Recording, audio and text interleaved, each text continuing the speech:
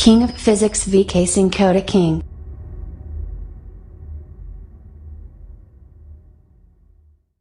Hi students, I am VK Singh from IIT Pathshala, Patna. Today I will be taught a very useful and very important topics of electrostatics, capacitance and capacitor. आप देख रहे हैं board पे हमने heading डाला है बाबू capacitor. Capacitor एक ऐसा इलेक्ट्रिकल डिवाइस होता है जिसका जो काम होता है वो इलेक्ट्रिक चार्ज को स्टोर करना होता है। आप फैन रोटेट कर रहा है ना, आप देखे होंगे कि फैन में एक बैटरी शेप का होता है ना, बैटरी शेप का आकार का एक कंडेंसर लगा हुआ होता है। वही बैटरी शेप का जो कंडेंसर होता है कहलाता है क्या बाबू? कैपेसिटर। ठीक है ना। तो आप एक बात याद रखेंगे कि जब हम इलेक्ट्रिक करंट देते हैं ना तो सबसे पहले इलेक्ट्रिक चार्ज कंडेंसर के पास जाता है और वो कंडेंसर उस चार्ज को स्टोर कर इलेक्ट्रिक एनर्जी में कन्वर्ट करके फैन के कॉइल को दे देता है और फिर हमारा फैन रोटेट करना क्या होता है बाबू? स्टार्ट कर देता है।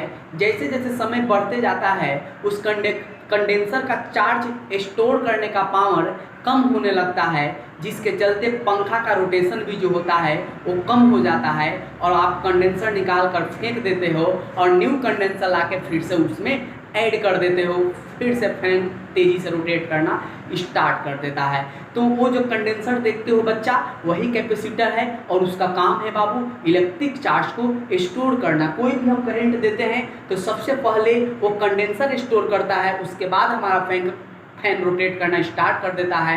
कंडेंसर यदि आप फेंक दोगे और यहाँ से करंट दोगे तो पंखा आपका कभी नहीं चलेगा। ऐसा आप प्रैक्टिकल करके भी देख सकते हैं। तो डिफिनेशन तो आप बोर्ड पे देख रहे हैं। It is an electrical device use to store electric charge hence electric energy. ये एक ऐसा डिवाइस है जिसका काम है बाबू इलेक्ट्रिक चार्ज को स्टोर करना। ठीक है ना। कैपेसिटर बनाते कैसे है बाबू? कंस्ट्रक्शन में यहाँ पे लिखा हूँ बनावट उसका। It consist to conductor of any shape and size which have equal and opposite charge. कोई भी कैपेसिटर बनाने के लिए बाबू हम दो कंडक्टर लेंगे। ठीक है ना। किसी भी शेप का और किसी भी साइज का वो कंडक्टर हो सकता है। ये जरूरी नहीं है कि कंडक्टर जब भी होगा वो रेक्टेंगल प्लेट में होगा, वो सिलेंडर भी हो सकता है, सर्कुलर भी हो सकता है। उससे आपको कोई टेंशन ज़्यादा नहीं लेना है। ठीक ना। तो कैपेसिटर बनाने के लिए हम क्या करते हैं बच्चा? दो कंडक्टर लेंगे जिसके पास इक्वल और अपोजिट चार्ज होगा। ठीक है ना। जैसे कि देखेंगे यहाँ फिगर में हमने दो कंडक्टर ले लिया ना, एक के पास जितना बाबू प्लस रहेंगे अनदर पर उतना ही बाबू माइनस रहेंगे और इनके बीच में इंसुलेटिंग मीडियम डाल दिया जाता है बाबू, ताकि दोनों प्लस माइनस आपस में टच न कर जाए, चिपक न जाए, क्योंकि जब दोनों आपस में सटेगा तो शॉर्ट सर्किट कर जाएगा, कंडेंसर ही जल जाएगा। ठीक है ना। इसीलिए इनके बीच में इंसुलेटिंग मीडियम डाल दिया जाता है। इंसुलेटिंग मीडियम के मतलब नॉन कंडक्टिंग सबस्टेंस डाल दिया जाता है ताकि दोनों को आपस में चिपकने ना दे। जैसे मोम होता है ना, मोम डाल देंगे इसमें तो ये दोनों को आपस में नहीं चिपकने देगा। ठीक है ना। और दोनों के बीच का सेपरेशन क्या ले लेते हैं? डी ले लेते हैं। ठीक है। अब मैं हेडिंग डाला हूँ कैपेसिटेंस या कैपेसिटी ऑफ ए कंडक्टर। किसी कंडक्टर का कैपेसिटी उस कंडक्टर का चार्ज स्टोर करने का पावर होता है बाबू। जैसे कि इस रूम में हम लोग 200 स्टूडेंट बैठे हैं और हम जिस चीज़ को पढ़ा रहे हैं उसको कोई बहुत जल्दी से स्टोर कर लेगा और कोई बहुत धीरे धीरे स्टोर करता है। हर स्टूडेंट का अलग अलग कैपेसिटी है ना, तो हर कंडक्टर का चार्ज स्टोर करने का कैपेसिटी भी बाबू अलग अलग होता है। वही मैं यहाँ पे लिखा हूँ capacitance of a conductor is the measures of its ability. Ability का मतलब ही होता है क्षमता टू स्टोर चार्ज। कोई भी कंडक्टर बाबू कितना चार्ज को स्टोर कर सकता है वही उस कंडक्टर का कैपेसिटी कहलाता है। अब मान लीजिए आप लोकल कंडेंसर लाके फैन में जोड़ दीजिएगा तो इलेक्ट्रिक करंट तो यहाँ से जाएगा, लेकिन उसका कैपेसिटी कम होने के चलते वो पूरा चार्ज स्टोर नहीं कर पाएगा, जिसके चलते फैन फिर से आपका स्लो ही रोटेट करेगा। इसीलिए आप ब्रांडेड कंडेंसर लाके ऐड करते हो, जोड़ते हो, ताकि फैन आपका तेज़ी से रोटेट करे। ठीक है ना बाबू। तो ये बात समझ गए होंगे। इसी चीज़ को मैं यहाँ बताया हूँ बाबू कि ये मान लिया जाए एक कंडक्टर है। ठीक है ना। कंडक्टर के पास चार्ज का वैल्यू 0 है। जब यहाँ चार्ज हम इसको 0 दिए हैं तो इसका पोटेंशियल वैल्यू भी 0 होगा। चार्ज ही नहीं देंगे तो पोटेंशियल कहाँ से होगा? लेकिन मान लिया जाए बाबू कि उस कंडक्टर को हमने Q चार्ज देना स्टार्ट करे तो पोटेंशियल स्टोर करना भी शुरू कर देगा और जितने ज़्यादा मात्रा में हम इसे चार्ज प्रोवाइड करेंगे उतना ही ज़्यादा मात्रा में वो पोटेंशियल स्टोर करेगा। तो वही मैं यहाँ पे लिखा हूँ, in the given figure when charge at the conductor is zero then its potential is also will be zero. जब उसके पास चार्ज जीरो होगा तो उसके पास पोटेंशियल भी जीरो ही होगा।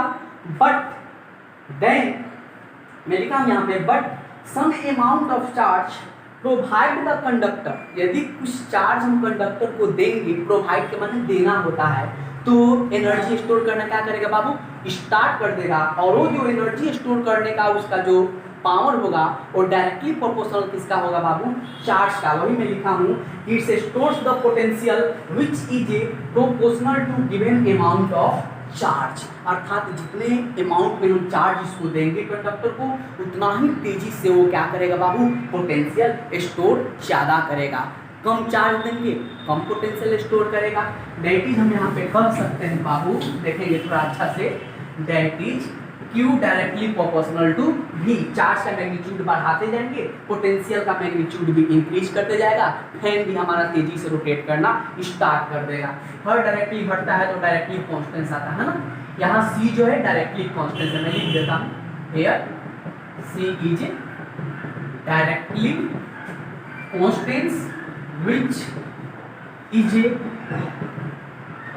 called capacitance. इसे हम लोग क्या कहेंगे बाबू, कैपेसिटेंस। सी को हम क्या कहते हैं, कैपेसिटेंस, ठीक है ना। दैट इज अर्थात सी इक्वल टू क्या हो जाएगा, Q अपॉन V, ठीक है ना। Q मतलब चार्ज, Q मतलब पोटेंशियल। अर्थात हम कह सकते हैं किसी कंडक्टर का जो कैपेसिटेंस होता है वो चार्ज पर यूनिट पोटेंशियल होता है, ठीक है ना। तो आप मैथमेटिकली एक डिफिनेशन लिख लेंगे कैपेसिटेंस का, हम बोल देते हैं, ठीक है ना। हेडिंग डाल देते हैं कैपेसिटेंस, आप लोग भी हेडिंग डाल दो बाबू। चलो हेडिंग डाल दिए, डिफिनेशन हम बोल दे रहे हैं, आप लिख लेंगे, ठीक है ना। ओके, बोल रहा हूं आप लिख लेंगे। Capacitance of a conductor may be defined as the ratio of charge given to the conductor to the increases its potential। अर्थात बाबू किसी कंडक्टर के पोटेंशियल इंक्रीज करने के लिए जो अमाउंट ऑफ चार्ज हम देंगे उस कंडक्टर को वही कहलाएगा कैपेसिटेंस, ठीक है ना। या सिंपल भी आप लिख सकते हो, it is the ratio of charge per unit potential, ठीक ना। एरो करके आप देखेंगे, it is a scalar quantity. बहुत बार ये चीज पूछा जाता है कि कैपेसिटेंस कैसा क्वांटिटी है, तो it is a scalar quantity, ठीक है ना। ये कैसा क्वांटिटी है बाबू, स्केलर क्वांटिटी है, ठीक है। It's SI unit is charge का बाबू कूलम, पोटेंशियल का वोल्ट, या इसे ही हम लोग बोलते हैं फेराड, ठीक है ना। तो कैपेसिटेंस का SI यूनिट फेराड आप लिखेंगे, ठीक है ना। लेकिन फेराड जो होता है बिगेस्ट यूनिट्स ऑफ कैपेसिटेंस होता है, इसीलिए हम इसका यूनिट माइक्रोफेराड या मिली फेराड में यूज करते हैं। हम लिख देते हैं 1 माइक्रोफेराड इक्वल टू 10 के पावर -6 फेराड, या 1 मिली फेराड इक्वल टू 10 के पावर -3 फेराड, है ना। उसके बाद इसका डायमेंशन फॉर्मूला लिख लेंगे, इट्स डायमेंशन फॉर्मूला इज, ये फॉर्मूला मैं लिखा हूँ, समझ लेंगे ना। इसका डायमेंशन फॉर्मूला क्या होगा वो हम यहाँ पे निकाल देते हैं, देखेंगे।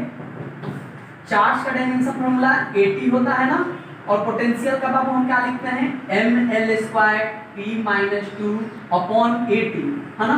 अब 80 जाके यहाँ मल्टीप्लाई हो जाएगा तो a² T² अपॉन में क्या होगा बाबू, ml² T-2।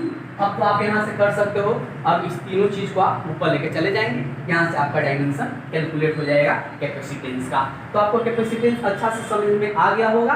अब हम हेडिंग दिवा रहे हैं, स्टार डाल के हेडिंग डालेंगे, capacity of a conductor depends upon. किसी कंडक्टर का जो कैपेसिटी होता है वो किस किस चीज़ पे डिपेंड करता है और किस किस चीज़ पे डिपेंड नहीं करता है।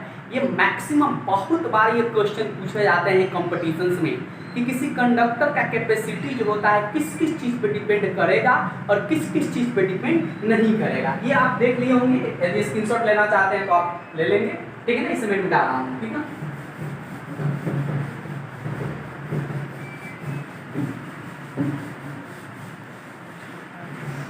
तो किसी कंडक्टर का कैपेसिटी जो होता है बाबू, ये चीज़ पे डिपेंड करता है। पहला surface area of conductor, conductor का कितना सरफेस एरिया है उस पर भी उसका कैपेसिटी डिपेंड करेगा। मान लो बाबू कोई कंडक्टर हम छोटा लिए हैं, कोई कंडक्टर बड़ा ले लिया है, तो कंडक्टर का सेफ ज़्यादा होगा तो एनर्जी स्टोर करने का पावर भी उसका बढ़ जाएगा। Second, medium around the conductor, वो जो कंडक्टर हम दो लिए हैं कैपेसिटर बनाने के लिए, वो किस मीडियम से घिरा हुआ है उस पर भी उसका कैपेसिटी डिपेंड करता है। मान लो बाबू दो कंडक्टर के बीच में हम जो इंसुलेटिंग मीडियम डालते हैं, वो ईंटा डाल देंगे, पत्थर डाल देंगे, तो क्या उस कंडक्टर का कैपेसिटी घटेगा कि बढ़ेगा? घटेगा ही घटेगा। इंसुलेटिंग मीडियम एक ऐसा डालेंगे ताकि उसके क्वालिटी को मेंटेन रखे, ऐसा नहीं कि ईंट पत्थर बालू डाल देंगे कैसे भी उसको सेपरेट कर देंगे, ऐसा नहीं, ठीक ना। तीसरा जो है बाबू, presence of another conductor near about region. अब मान लो बाबू कैपेसिटर बनाने के लिए दो कंडक्टर लेते हैं, उसके बीच में कोई और कंडक्टर डाल देंगे तो उस पर भी उसका कैपेसिटी क्या करेगा? डिपेंड करेगा। कैपेसिटी का वैल्यू क्या हो जाएगा? इंक्रीज कर जाएगा, क्योंकि ये भी चार्ज स्टोर करना स्टार्ट कर देगा, है ना। तो इन तीन चीज़ पे डिपेंड करता है। अब किस चीज़ पे डिपेंड नहीं करता है, ये हेडिंग है, capacity of a conductor does not depend upon. किस पे डिपेंड नहीं करेगा? चार्ज पे डिपेंड नहीं करता है, पोटेंशियल पे भी डिपेंड नहीं करता है, और शेप ऑफ कंडक्टर पे भी डिपेंड्स नहीं करता है। तो ये तीन चीज़ आप याद रखेंगे। ऑब्जेक्टिव में आपसे पूछ दिया जाता है बाबू किसी कंडक्टर का कैपेसिटी किस चीज़ पे डिपेंड नहीं करता है, तो चार्ज पे डिपेंड नहीं करेगा, पोटेंशियल पे डिपेंड नहीं करेगा, शेप पे डिपेंड नहीं करेगा, ठीक है ना। एक ऑप्शन इसमें से उठा कर दे देगा, तो आप याद रखेंगे इन चीज़ों पे डिपेंड नहीं करेगा। इसमें से भी कोई और एक ऑप्शन दिया रहता तो उसी को हम टिक लगा लेते, ठीक है। आज के लिए इतना ही। नेक्स्ट क्लास में हम आपको बताएंगे types of parallel plate capacitor और पढ़ाएंगे बाबू capacitance of an isolated sphere, ठीक है ना। ये नेक्स्ट क्लास में मैं बताऊंगा। आज के लिए इतना ही। देखें वीडियो, अच्छा लगे तो लाइक करें। Okay, bye, good day, now in the next class.